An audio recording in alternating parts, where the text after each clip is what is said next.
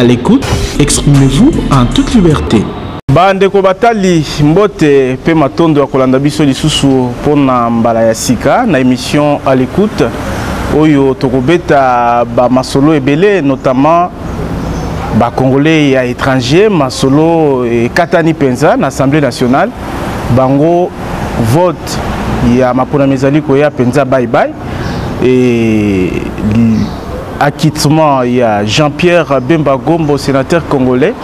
Incertitude na oetali mabongisa ya maponami parce que bato ebele bamatisi déjà mongongo kolobaka ete et maponami yango on dirait ezali incertain bato bakokoma na maponami te likambo mosusu ezali pe ya ba liste ya ba parti politique po mbilinga ezali mingi uta ndeko vice-premier ministre ya intérieur aeba ko publier déjà makambo ba liste parti politique faut bazwa part on va prendre part na ba élection ezali koya mobianga mina biso ezali elenge maître Ghislain Mouadji azali vice-président interfédéral ya parti Liberté et parti cher ya honorable Germain Kambinga azali pe commissaire près du président nakati ya plateforme politique le centre maître Ghislain Mbote pe boyi malam Mbote ndeko Kadhafi na sepeli na ndenge boyambi ngai na émission na bino à l'écoute.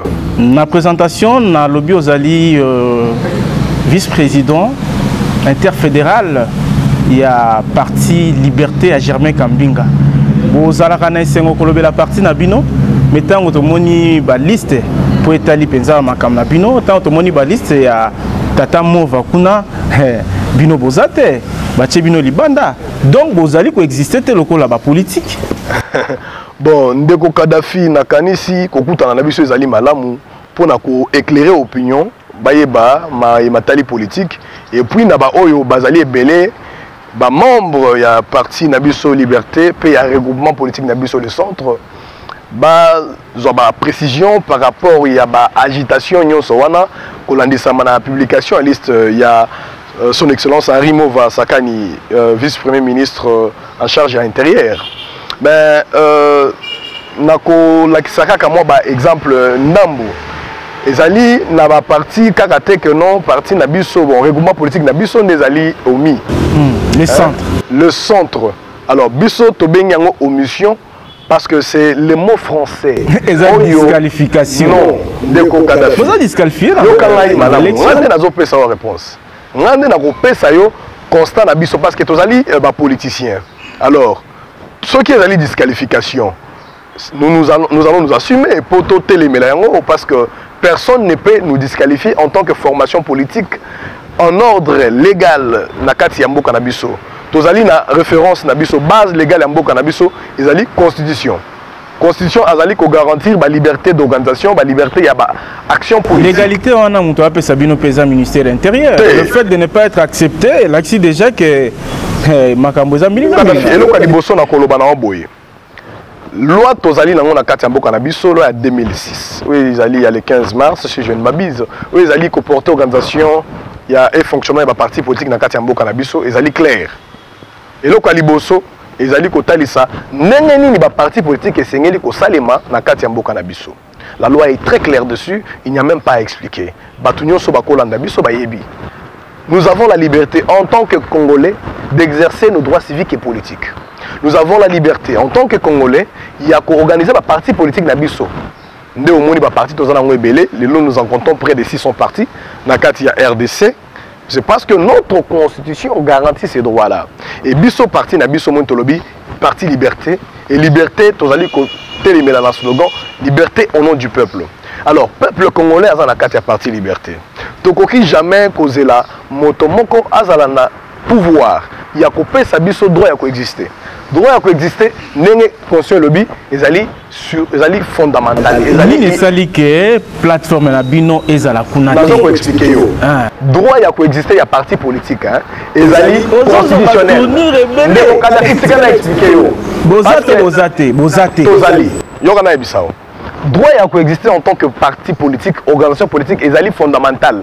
Ils ont la carte constitution. Conscient lobby clair. Tant que vous avez parti politique, vous avez lisanga politique, vous avez ici.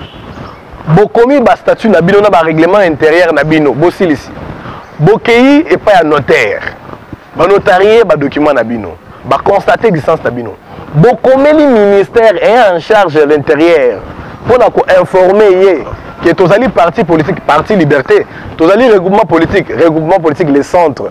Nous existons, nous avons nos statuts, nous avons nos règlements intérieurs, nous avons notre adresse, nous avons notre structure pour communiquer na entité notamment institution pour y à constater. Azali ko agréer biso te azali ko enregistrer biso. Et puis loi est claire de Kadhafi. Loi est lobby boy. Ce qui dans le délai de 30 jours après que l'autorité soit saisie, ministère de l'Intérieur, les partis politiques existent légalement déjà. Nalinga kana chona moi mai na munoko parce que na ebike likamwane matarabino ka mingongo moni makambo uto sala donc non bi penanet moi kande komo ya kande salate yo yebingai ngana mto kimia na loka na bati mo elingo lo baboye na telemi na lingi ko belela na lingi ko loba ba o bayoka ki malamu te bayoka. Mais calme Zali. Tobanzi ke bayoki nalobaki na introduction nanga ba sujet d'actualité et notamment acquittement il y a Jean-Pierre Bemba Gombo Yozali juriste de formation tomoni au publiaki bino na lingomba na bino wana na mona mokonzi na bino Germain Kambinga même Twitter il y a ko féliciter ya ko sepela na lolenge ya kobima ya Jean-Pierre Bemba Gombo ça veut dire que ba parti dissident il y a MLC parce que ba el wana soki toluki tozo uta na ngoka na ba MLC kuna ba libéral parti liberté elle wana bozo zwangoka pa Bemba toloba ke probable retour ya Germain Kambinga na kati ya MLC parce que sengwana la kisaki lokola penzaka mama bazai ba ozo kamba ingomba Jean-Pierre Bemba ndeko Kadhafi na moni motuna na yo ezali na moi mabaku mingi mais nakoko examena mabaku wana te nakotikala na ba ligne oyo ezali ngai na ba ligne oyo ezali ya école politique na ngai mais avant tozonga na sepeli makasi loko botuni ngai motuna donc concernant donc acquittement il y a moi na mboka président Jean-Pierre Bemba Gombo ba casquette mibale na lobaki juriste bien que tu aies mis la politique. Donc, question on a fait je suis en train d'y aller avec toute la délicatesse possible. Nazali na nous en tant que politique.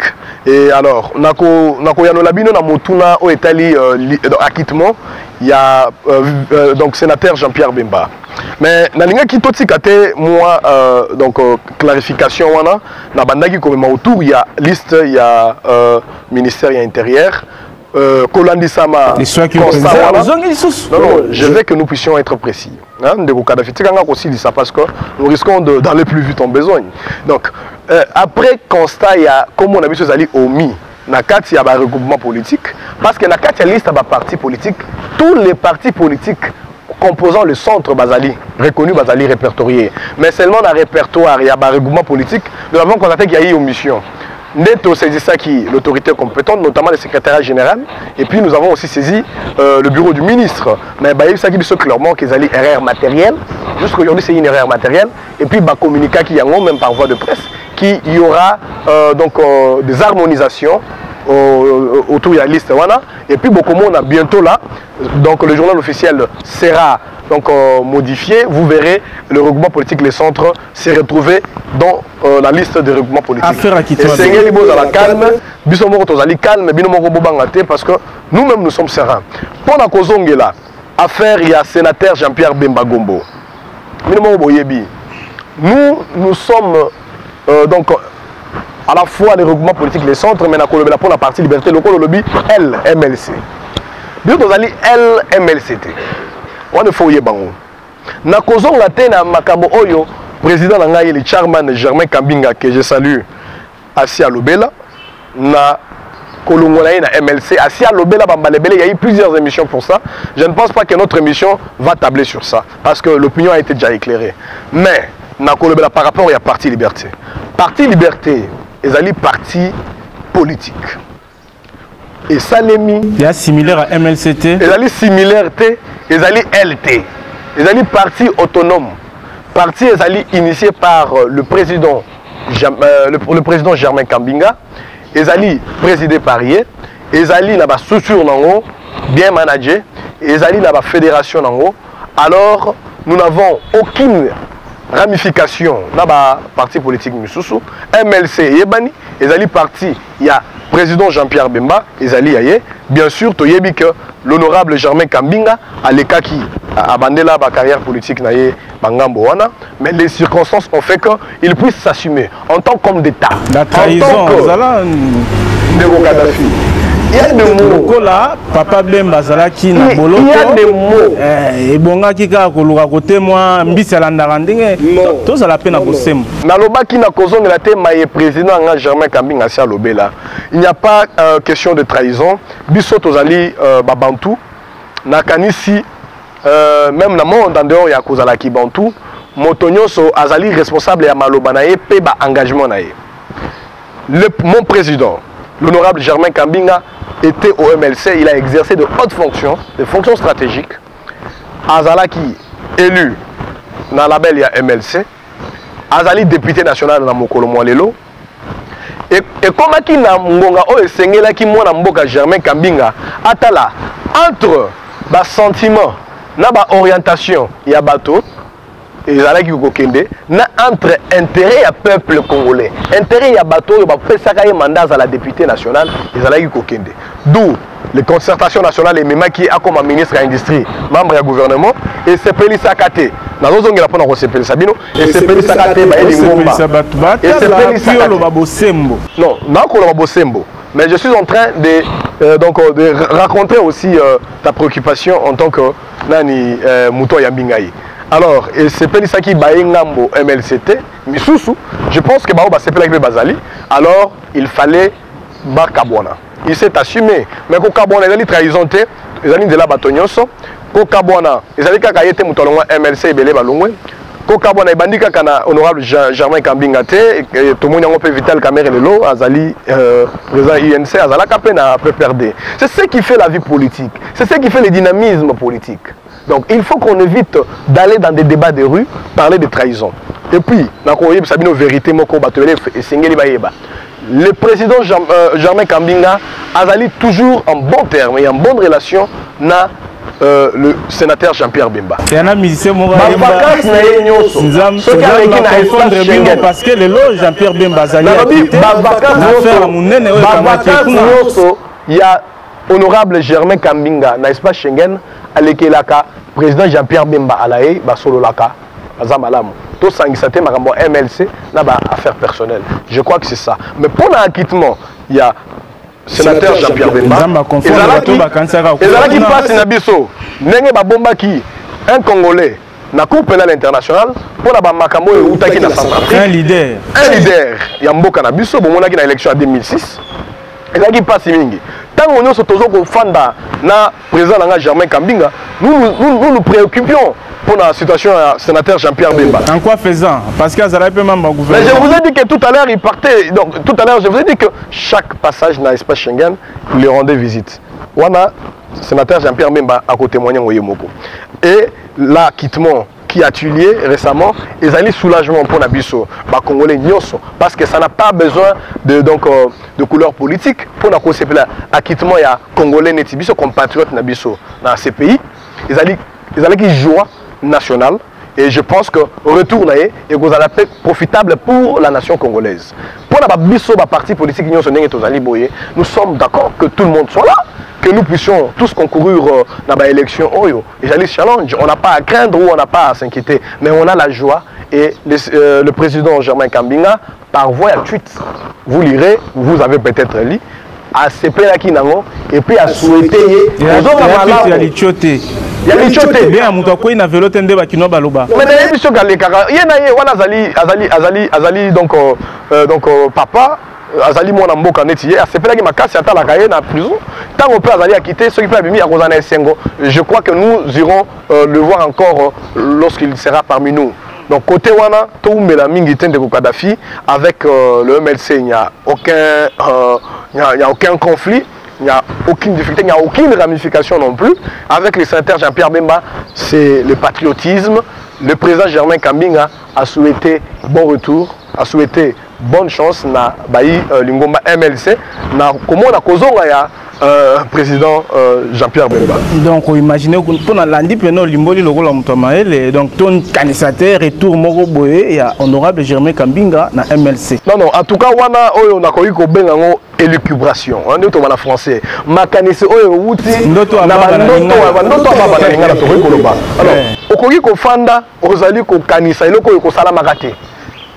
dans la vie, on avance, on ne recule pas.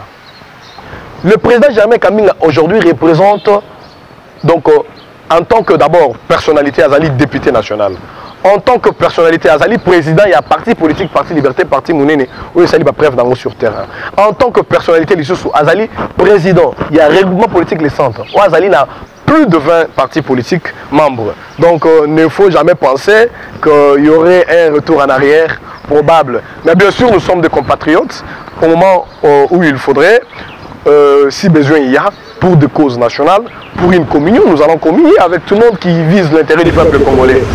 Ozali ndenga utukoloba batoba koluka intérêt à peuple congolais pour prendre la liberté parce que comme la partie na bino pezali parti liberté et puis na centre bolinga ka fédéralisme c'est-à-dire inclusion batunyon so bazala basusu bazala écarté te ba congolais bazala na valeur moko bango nyonso mususu ali kolote musu na CT mais ndenge assemblée nationale utiko kata que ba congolais ya diaspora et possibilité ya ko postuler pour na année oyo kozalate pour enrôlement ezali difficile vu ba contrainte o ezali na nzinga ya processus wana bino ba ebolingaka ba congolais bazala égal à travers dénomination ya parti et puis ya regroupement politique na bino bien on a bino ezali boni et moni c'est na bino ezani.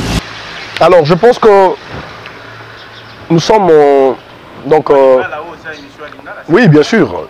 Tozali Pemeni, il y a Assemblée nationale. Le président Germain Kambinga Azali député national. Tozali Penenaye, je suis commissaire national, il y a centre, près le président.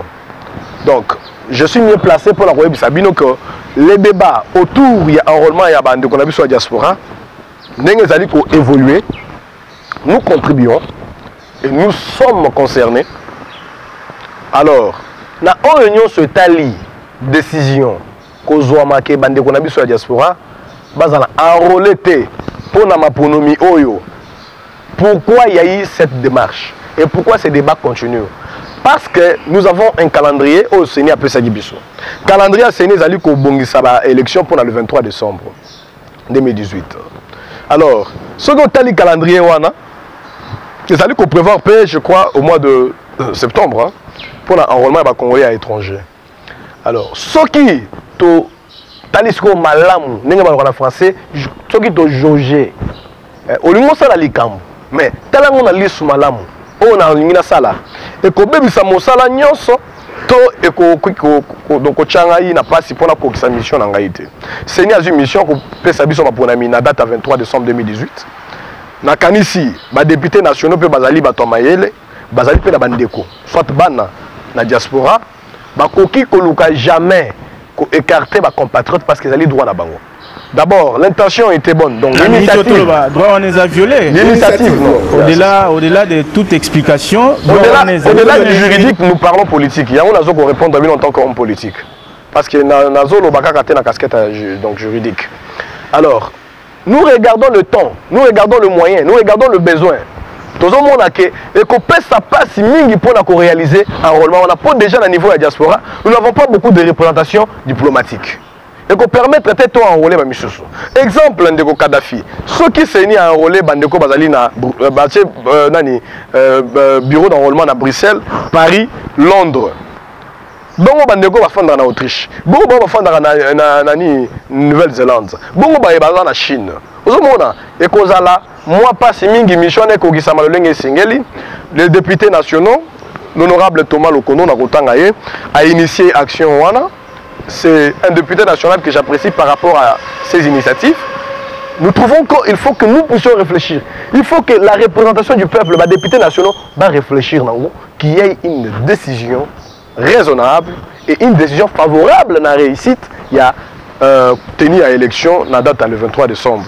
Nous sommes concernés, je crois que Bandeko na biso diaspora et sengeli na bango battre à l'intérêt en Mboka parce que déjà ils sont dévolus na combat pour na Mboka na biso baza très dérangé basunga tous ont raison mon côté pour la élection ça le 23 décembre été attends l'élection dans l'élection ça 2006 2011 baza qui enrôlé attends la 2018 ceux qui m'ont enrôlement l'équipe je crois qu'en tant qu'acteur politique toujours ko senga bango bambota boanya wana patience biso pe ba parti politique na ba député nationaux na ba sénateur to mema maele wana pour na koleka étape wana totale élection le 23 décembre 2018 le peuple congolais le monde entier congolais ya kati ya mboka na diaspora attendre des élections c'est ça la priorité batebele bazo komona que mise à l'écart ya ba congolais ya diaspora wana ezali na ba maele moko pe politique na kati parce que la diaspora va chiffrer à près de 7 millions de Congolais.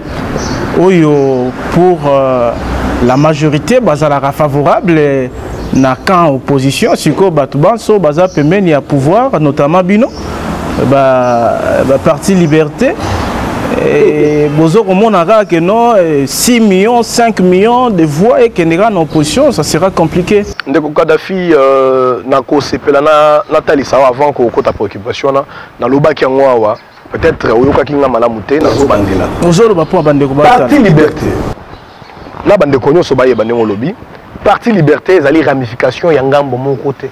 Centre ezali appendice ya du moment politique, mon côté, tout volonté, mon côté. La preuve en est que Parti Liberté, Azali, le président n'a jamais Kaminga, député national, tout composer les centres.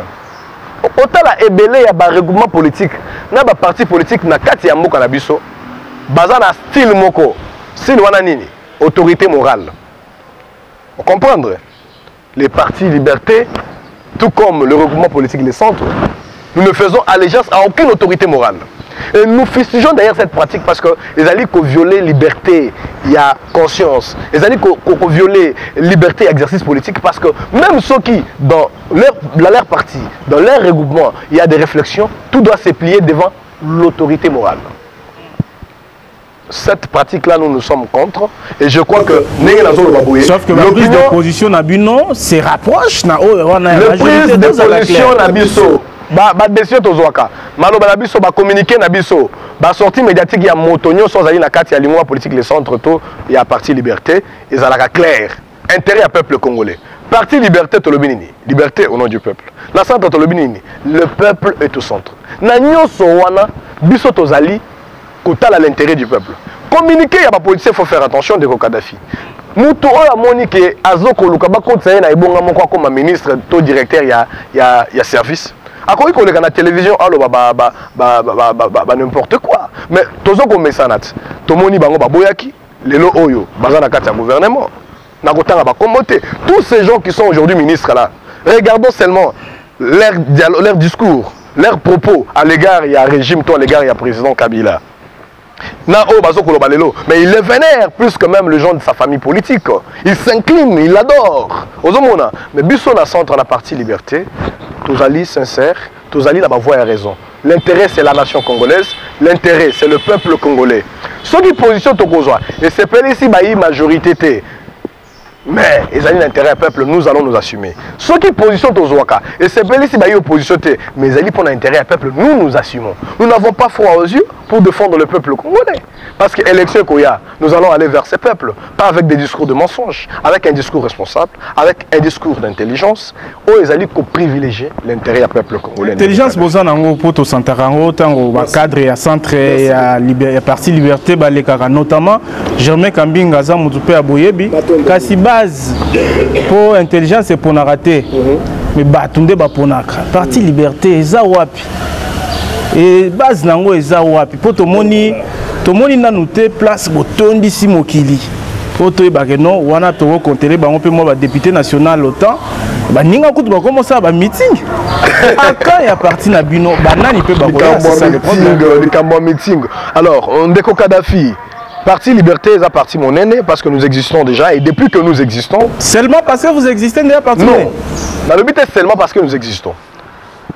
Archive les alliés. Ah, on a la siège à Parti Liberté. La première preuve, il y a existence. La première preuve, il y a capacité. regardez combien de mètres carrés occupe le siège du Parti Liberté. Combien de bureaux nous avons?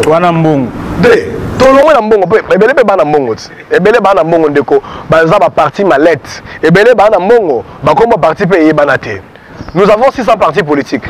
Benga ata étudiant moko ya G1 na université, to ata moi na école primaire, autour de tanganga ba comme parti politique na kati mboka na biso. So ki batangelo UDPS, PPRD, UNC, MLC, hein, Palou, ba kotangelo ba parti Liberté. Ba kotangelo ba parti le biso parce que nous sommes des partis qui sommes présents. Parce que nous sommes des partis proches du peuple. Et puis pour la manifestation, Néo Gaddafi, mais réponds-toi. Hein? On a la repentance. Oh, Yomoko, équipe na yo qui live. Et betaki, et beti combien il y a couverture awa na siège à partir d'Abisso. Mais ce sont de foules de gens qui viennent ici. Ce sont de militants qui viennent ici, mobilisés, motivés, sans aucun sou. Il y a nenge baninga musuba ko sala pour na rozo na o lobby na bato meeting.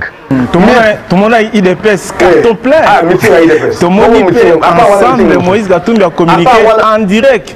Dans la technologie, c'est que ça plein il y a plateforme, les centres, loin de toute polémique, hein? Loin de toute polémique, regroupement politique les centres. Et Bandeli en 2018, nous avons tenu une grande matinée politique. C'était des gens de foule à Libanda, parking, il y avait des débordements.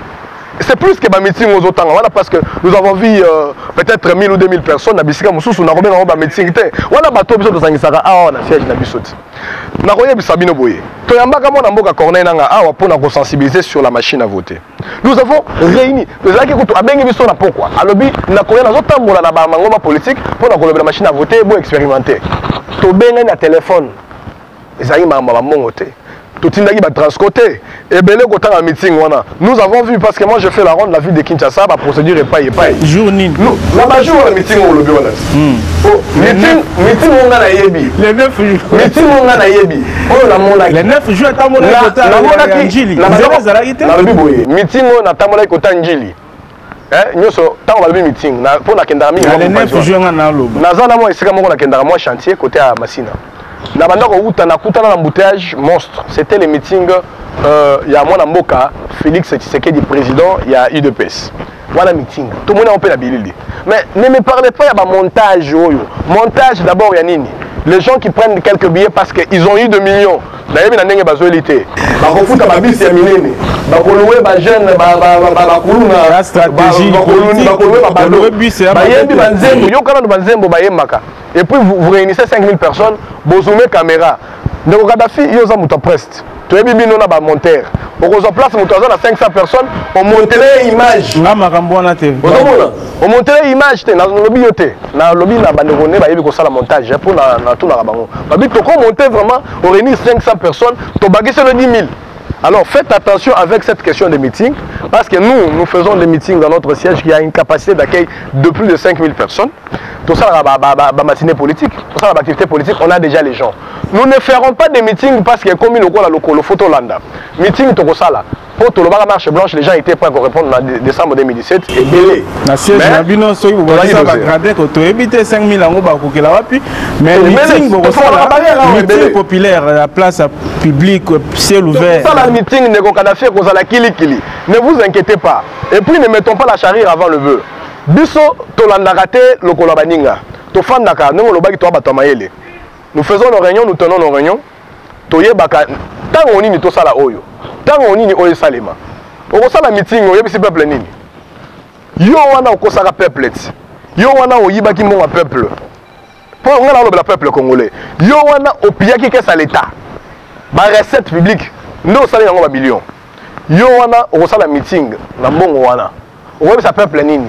Obongwani balobaka nini Yudas ya bongoni motema to passe la Bible toto nimela ye ngana bi meeting moko ya président Félix Tshisekedi président ya IDPS na kanisi ba meeting mususu eko salema bokota la pembe na ba meeting wana meeting ya le centre eko zala kafu les centres herbo bandango likansi pene zalaki boko beta 7 na table ronde. Banda possibilité, il y a dialogue, tout le banc clair, au se retrouver sous le ministère, et comme utopique, Toujours mon appel moi fissure na Moutou et les centres, notamment la position croisée. Moi, ma position croisée na Moutou et la plateforme notamment. Ma Moutou croisée nini? Oh, na yebi angote na zo comprendre te. Moutou position croisée. Et ni ko lobani ni. Notamment Germain Kambinga nango imulunda. Oh, mais mususu oeza. Wana na yoka oke pana, yo na tika na komona, on tenga na zala bango chaque jour. Awa yo loba équipe nanga kinda ba activité. Bien sûr. Boyambaki machine à voter. Évidemment. Bo sepeli tout ça, mais ngo imulunda. Ouais, ça peut cadre et le centre, et ceux qui vice-président, bien Moutoumouné ne peut qu'à la carte. Vice-président, et puis Azali conseil permanent. Mais la Makambo Belé, au bino besoin de Makoto. Il y a un habit à position. Sortir la tête, hôtel mais la position il y a centre. Il y a raté au Landaraé parce que on a le balouba on peut communiquer sur Azo les émissions locales yo Azo boya Makambo sous Olanda qui est bien té. C'est comment on a expliqué pour la plus mieux placé. Bolinginde ko bongisa. Ndeko Kadhafi. Yo zali journaliste. Ngande commissaire national à centre. Ngande na ko yebisa o position ya centre. Ngaso na moni na vanda kimia. Mais autour parce qu'on a yebisa o. Je vous en prie. Voilà. Moi, Mboka Germain Kambinga, Azali président, il y a un regroupement politique les centres. Moi, Mboka révérend pasteur Daniel Ngoïmoulunda, Azali vice-président, il y a centre. Azali président, il y a conseil politique permanent, il y a centre. Donc, il y a un conseil politique permanent. Ceux qui ont communiqué, ceux qui ont corneille nanga, ceux qui ont salaboye, na niveau de la structure, na biso na carte de regroupement, les conseils politiques permanents, azali ko délibérer ba action, na ba position, il y a les centres. Je vais vous expliquer ça très bien. Il y a Motoloba, Toto Tambola, organe ou un conseil politique permanent, et azali ko fanda. On azali président na nani. Na moi na mboka révérend pasteur Daniel Ngoïmoulunda. Et longo na ba vice-président Misusu na ba président ba parti politique membre du centre bazali kopesa nzela o esengeli to lobela na maloba esengeli to bimisa na bato esengeli to yamba ki ndeko Corneille nanga président ya Seni na siège na biso na bosenga ya Seni ya komela biso mokanda azoko sala campagne na ye pour la machine à voter to yamba ki ye le membre du centre était présent to expérimenter machine à voter to poser la question. Toutes les préoccupations peuple congolais, nous les avons portées et nous les avons présentées à la CENI, au président Corneille Nangaa. On a appelé ça la réponse et puis tout le monde est satisfait. Et nous avons communiqué par voie de presse. Nous avons demandé la communiqué officiel, la sortie médiatique, notamment Péangaï, et c'est la CENI. Chance pour accomplir sa mission. Et si il y a des difficultés, il y a des techniciens, tout le monde qui est technicien. Et si il y a expertise extérieure, interne, c'est les salima.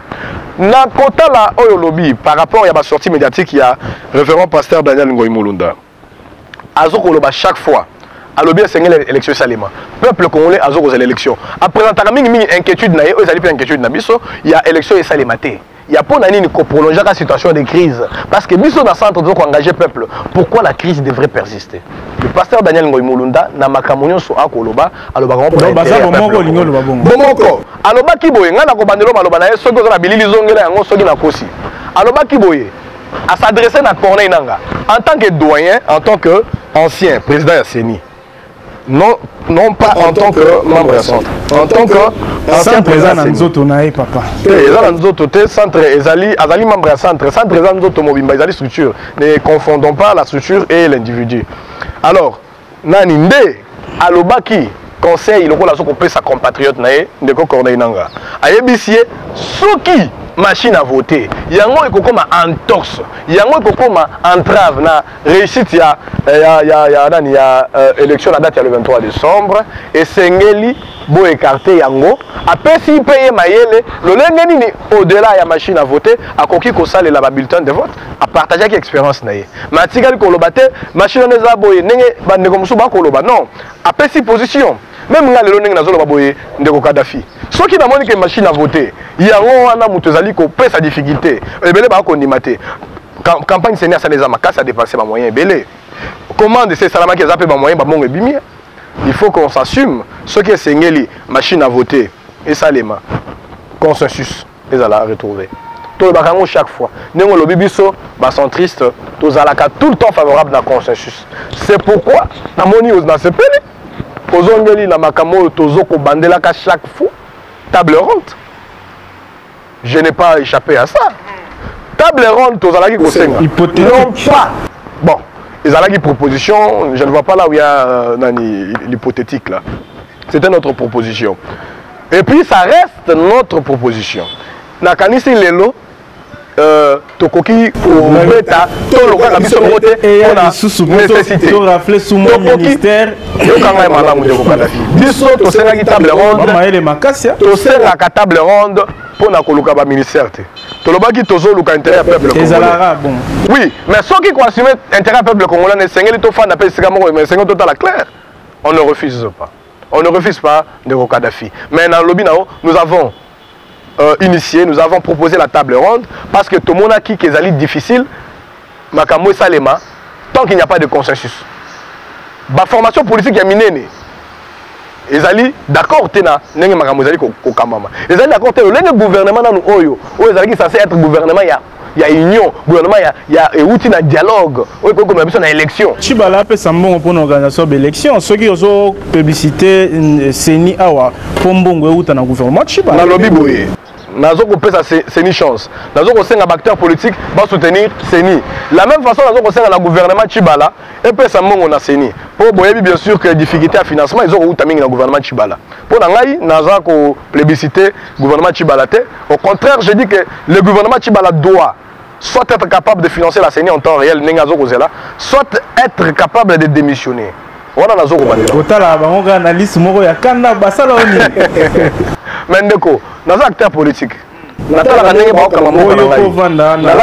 toi que je m'y mette. Non, pas autant que je m'y mette. Autre toi pour qu'on gère mieux le pays. Ceux qui te montrent que les alliés, le groupe Moroboye, ils sont censés améliorer le social et les Congolais. Ils sont censés organiser l'élection. Tout le monde va combiner l'humanisme. Tout le monde va combiner babonga. Mais nous allons dire, monsieur, s'il vous plaît, rendez l'établier. Et Sengeli na baimboka o bazali na volonté makasa kosala la peuple o bazana ba idéologie basée sur le service, le servir le peuple bako tanabisika wana parce que nous avons besoin d'améliorer le social, nous avons besoin des élections.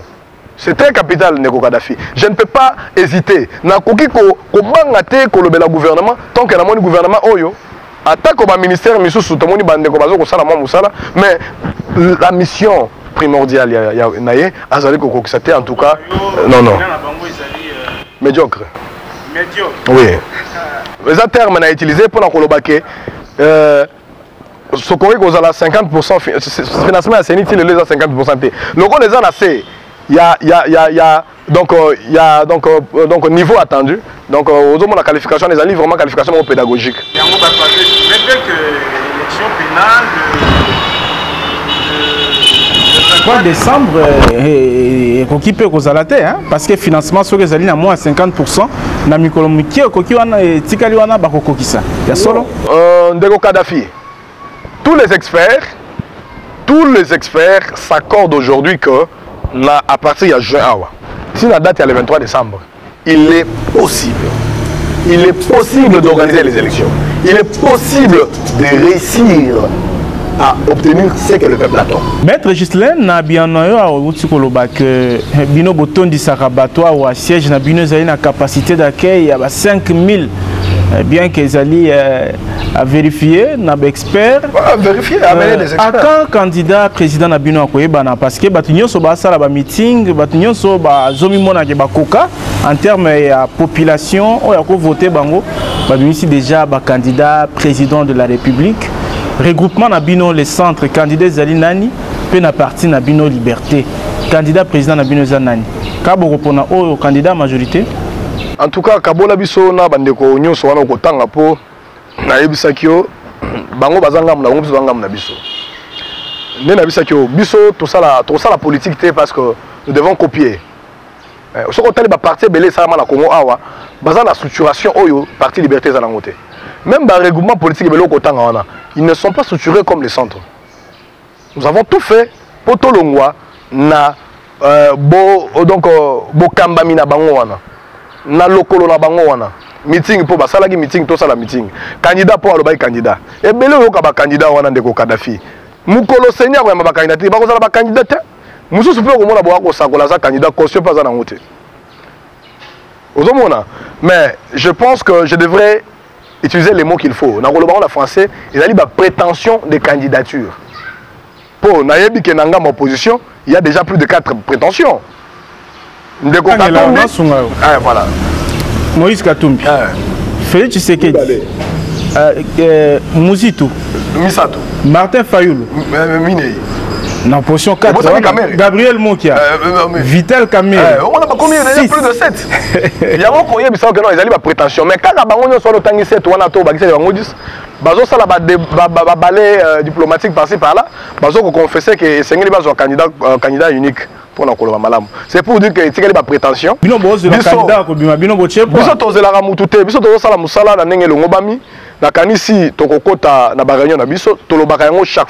Le centre aura des candidats dans l'élection le 23 décembre et à tous les niveaux.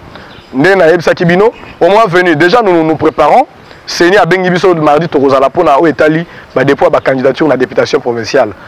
Donc la liste est déjà presque faite, le dossier est presque complet.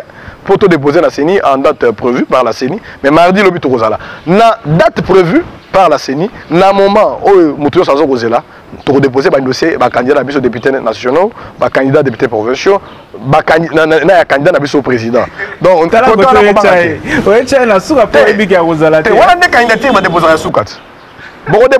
député provincial, après vous déposez député national dans la présidentielle. Donc on déposer, nous aurons donc des candidats à tous les niveaux. Donc nous sommes prêts, nous parlons du peuple, pourquoi avoir difficulté à s'engager à des échéances électorales pour que le peuple soit engagé, madame. Émission ici, Maître Ghislain Mwanji, 45 minutes et l'équipe Kaka.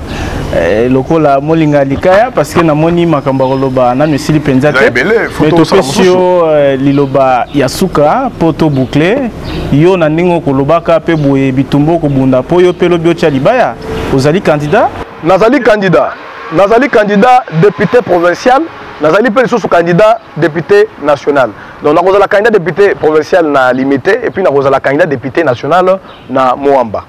Alors, na koloba liloba pona kosuki sa émission yo po liloba nga suka ekozala mukolo na olingana la kabana na ngai naza nanu liloba pona kosuki sa émission na remercier bino mingi na ndenge boyambi biso na boye awa na siège na biso po boyamba bino na émission na boyamba biso na émission na bino à l'écoute émission malamu bon continuer ndenge bozo sala yango parti liberté regroupement politique les centres ezala esengo mingi ya kota la bino pe kopesa biso bisika boye to so na bino maimata limboka na mikoya nous sommes ouverts boya to so la pour la mboka to lobela bana mboka bayeba ndenge mboka ezali kotambola bo sala pe tourner Congo mobimba po bozo viser makambo minene to so to bandaki tourner to uti ko sala tourner na Équateur vice-présidente Nabiso Mama Mich Bi à Kendaki Équateur et c'était vraiment un spectacle de grandeur.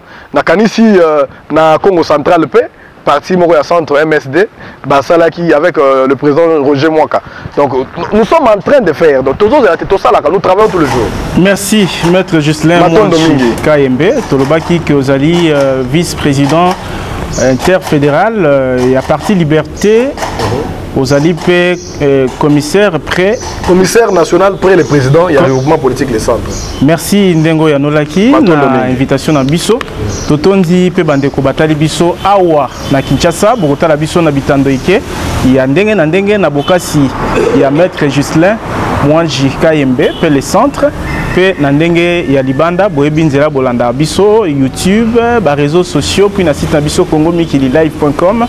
Botika malamu totonzi équipe technique na rédactionnelle o esungaki émission oyo Gima Bungu Igans Nyuki Trésor Kateye pe Fabrice Ndekani bangonde équipe technique o esungi biso botika malamu tokutani mikolo ezali koya na invité mususu.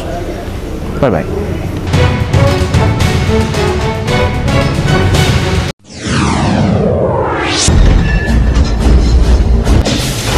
À l'écoute, exprimez-vous en toute liberté.